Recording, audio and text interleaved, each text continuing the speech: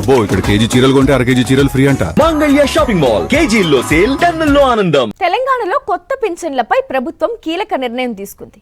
August 15 నుంచి 3.5 లక్షల కొత్త పింఛన్లు మంజూరు చేయాలని నిర్ణయించింది. అయితే కొత్తగా దరఖాస్తులు స్వీకరిస్తున్నప్పటికీ 6 కేటగిరీలకు మాత్రమే అవకాశం కల్పించిందా? ఈ కేటగిరీల్లో వృద్ధాప్య పింఛన్ల ఆప్షన్ లేదా?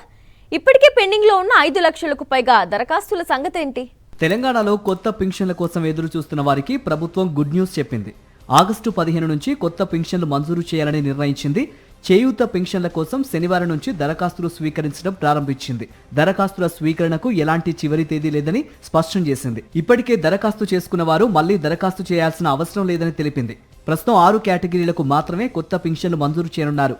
ఒంటరి మహిళలు, వితంతువులు, గీత కార్మికులు, చేనేత కార్మికులు, ఫైలేరియా బాధితులు, డయాలసిస్ బాధితులకు ప్రాధాన్యత ఇవ్వనున్నారు. దివ్యాంగుల కేటగిరీలో తలసీమియా, సికిల్ సెల్, హీమోఫీలియా బాధితులకు కూడా పింఛన్లు అందించనున్నారు. అయితే ప్రస్తుతం కొత్తగా వృద్ధాప్య పింఛన్లకు దరఖాస్తులు స్వీకరించడం లేదు. ఆగస్టు 15న రాష్ట్ర వ్యాప్తంగా సుమారు 3.5 లక్షల కొత్త పింఛన్లు మంజూరు చేయాలని ప్రభుత్వం నిర్ణయించింది. ఇదిలా ఉంటే రాష్ట్ర వ్యాప్తంగా ఇప్పటికే 10 లక్షలకు పైగా పింఛన్ దరఖాస్తులు పెండింగ్లో ఉన్నట్లు సమాచారం. వీటిలో వృద్ధాప్య పింఛన్ల దరఖాస్తులే సుమారు 5 లక్షలకు పైగా ఉన్నట్లు తెలుస్తోంది. ప్రస్తుతం 6 కేటగిరీలకు మాత్రమే కొత్త పింఛన్లు మంజూరు చేస్తుండటంతో మిగిలిన కేటగిరీల పెండింగ్ దరఖాస్తుల పరిస్థితి ఏమిటన్న దానిపై స్పష్టత రావాల్సి ఉంది. మరిన్ని అప్డేట్స్ కోసం ఛానల్ ను సబ్స్క్రైబ్ చేయండి. నోటిఫికేషన్స్ కోసం బెల్ ఐకాన్ పై క్లిక్ చేయండి.